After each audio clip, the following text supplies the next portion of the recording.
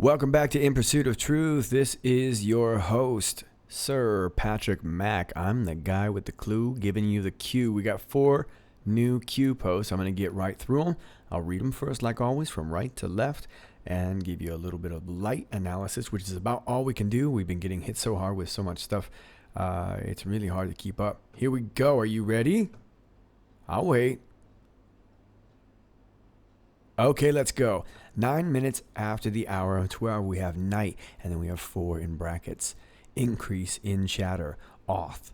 Bravo 19-2, Sparrow, red. Prevent at all costs, good. Castle _ online, Q. An addendum to that at 15 minutes past the hour of 12, prevent. Author, first, S, Castle _ green. And then we have a code here. Looks like Foxtrot, Romeo, Hotel, Yankee, Delta, 5894-3580-357, Delta, Bravo, Echo, Charlie, Golf, contact window, OK, Q. Another addendum to that. 24 minutes after the hour of 12, tracking good, relay back channel, S-WH White House -E-P1 fly high, Q. And then at 48 minutes past the hour of 12, they are trying to start a war deflection, public interest shift, pull out announcement, chemical attack. Coincidence? These people are sick, Q. Okay, those are your Q posts. If you want to leave it there, that's what I've got for you.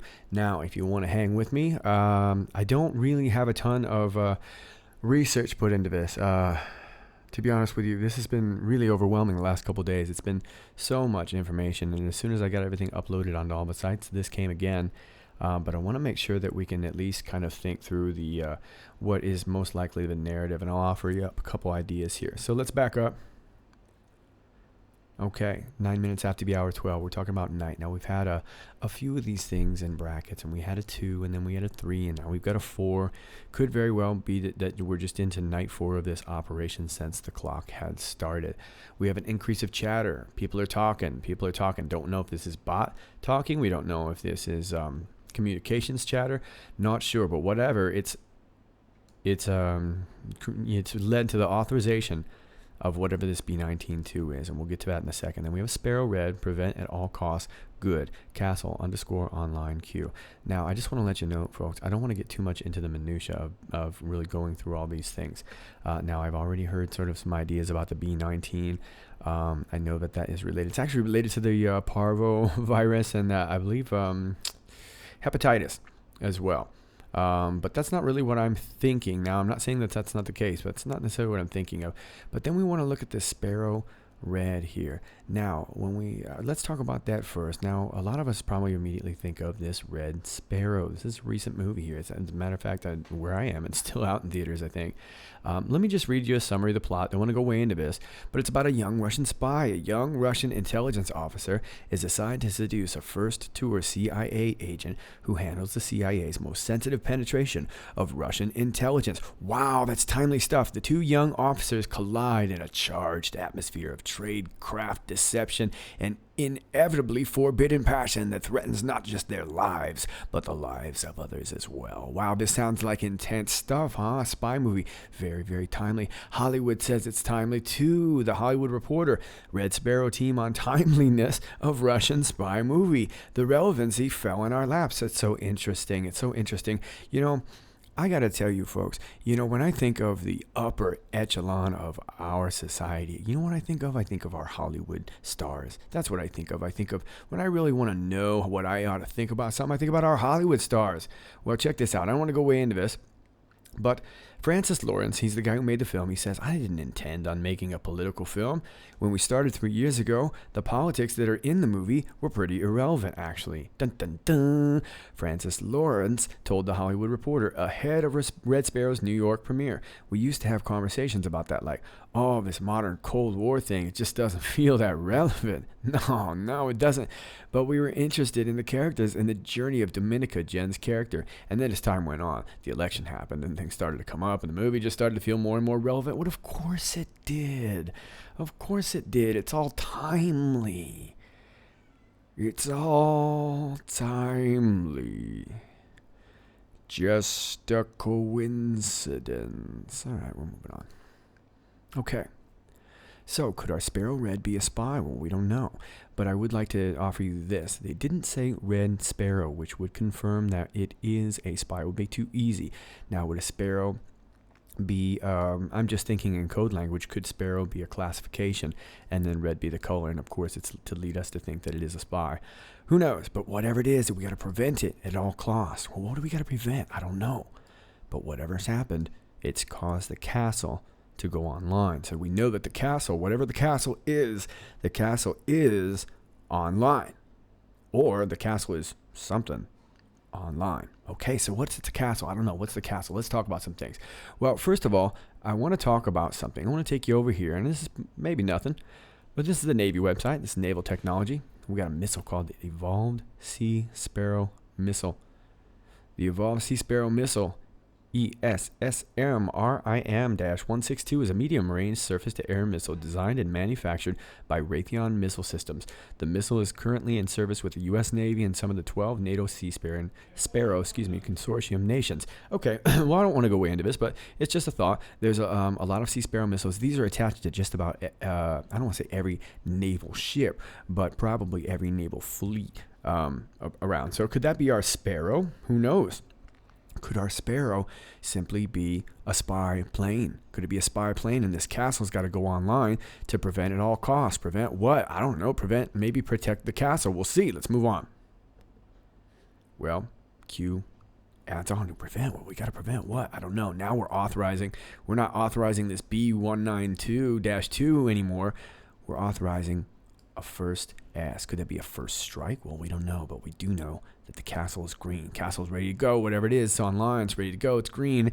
And then it goes, and it gives this little code. Contact window. Okay.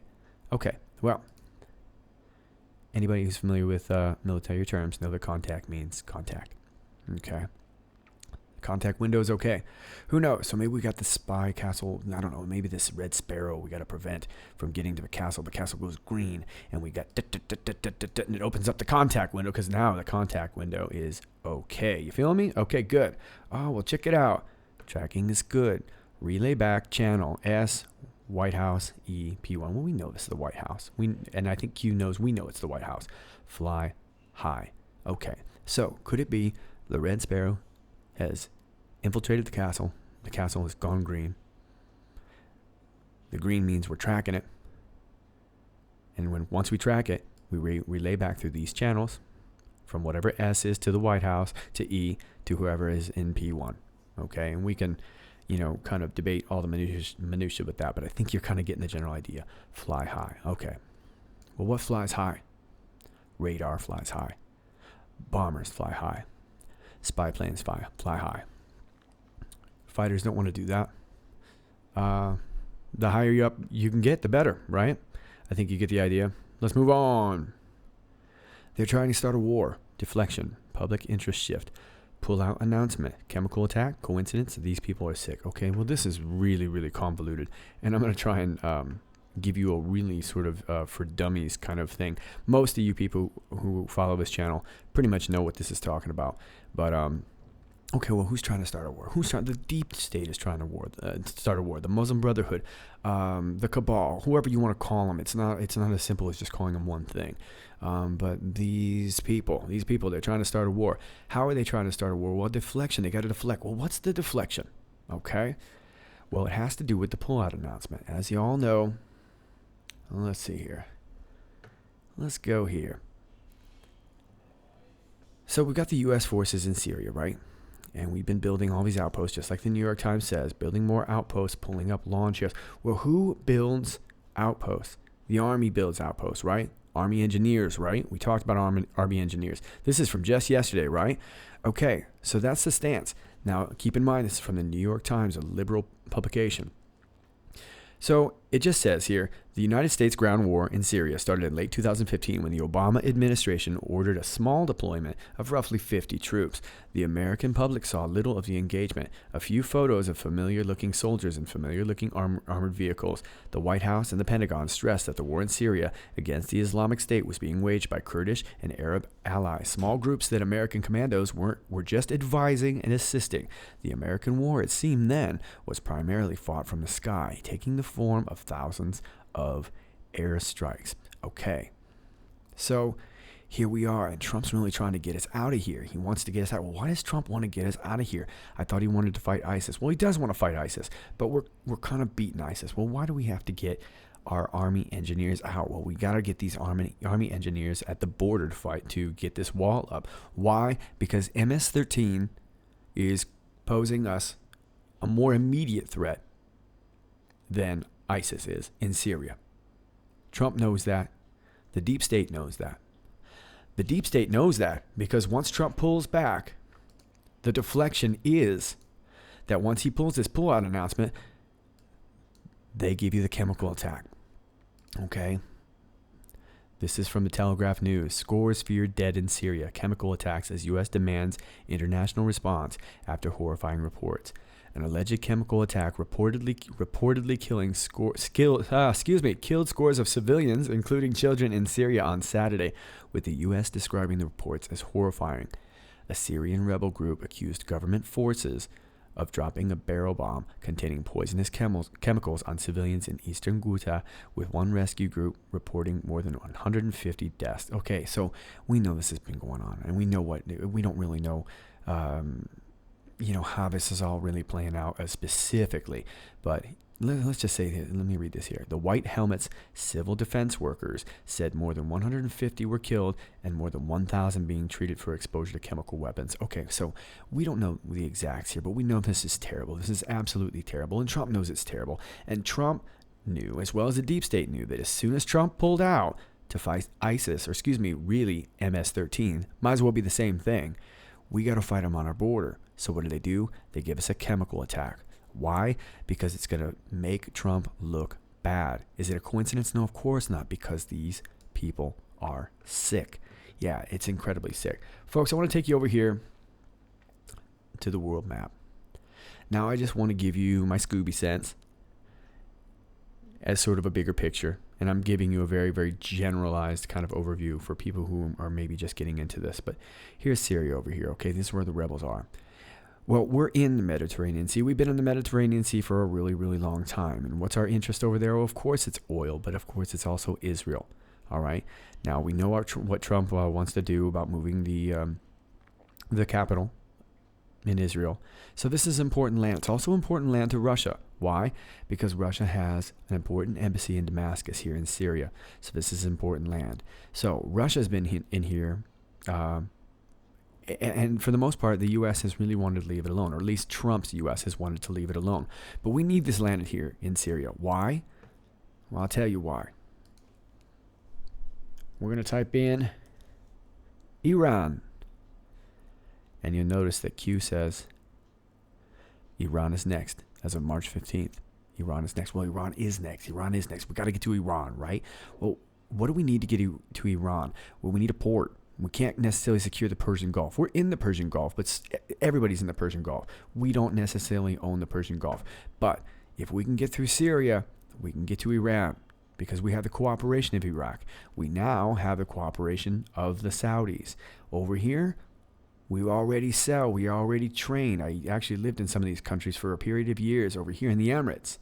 Okay, so we're training their pilots. We're already training over there. Well, who do they want to fight over here? They want to over here in Iran. Saudi Arabia doesn't like Iran. Okay, so that's the deal. But we got to secure Syria. So it's a priority for us because Iran's next. Deep state knows that. So what do? They flood the border. Okay, so that they can deflect, and when we go over there, they can blame us for Syria, and they can blame us for the border, and they can hopefully win sort of the public opinion war, if you will. Now, that's a very, very generalized kind of theory and story, but I think you get what I'm trying to say. Ladies and gentlemen, those are your Q posts, and I want to report this quick story here. This is from the New York Daily News. As you may or may not know, Trump Tower blaze kills man on floor without sprinklers. Well, this just happened. A raging inferno erupted inside Trump Tower Saturday night, killing a 67-year-old art dealer who was friends with Andy Warhol, authorities said. Todd Brasner was found unconscious in the 50th floor of the posh Fifth Avenue high-rise, authorities said. He was declared dead at Mount Sinai West Hospital. The entire apartment was on fire, said New York Commissioner Dan Negro at a press conference at the scene. The fire was a difficult fire. The apartment was quite large and 50 stories up, he said. Brasner is mentioned multiple times in Warhol's autobiography. The famed artist noted that the pair grabbed lunch together at a Warhol's factory on Broadway in December 1976. 4 months later, Brasner called Warhol to tell him that he just saw Muhammad Ali in the Polo Lounge, according to the Andy Warhol diaries. Okay, so he was a big, art guy and whatever. But Negro noted that the building's residential floors lack sprinklers.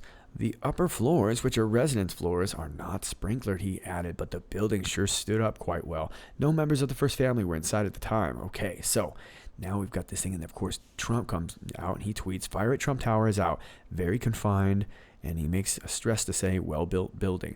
Firemen and women did a great job." Okay, well, this guy died. It's going to be a big deal. You know who's going to make a big deal out of this. Right? They're going to say, oh, Trump only cared about his building, and his building didn't have the sprinklers, and they're going to do this big old thing, and it's going to go on for a while, right? It's going to be more deflection, public interest shift as we move.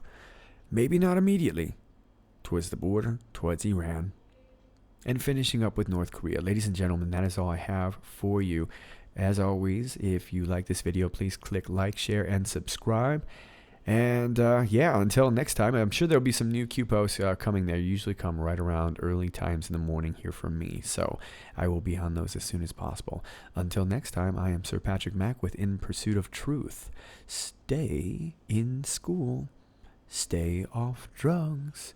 Stay into a hobby that you really, really, really like.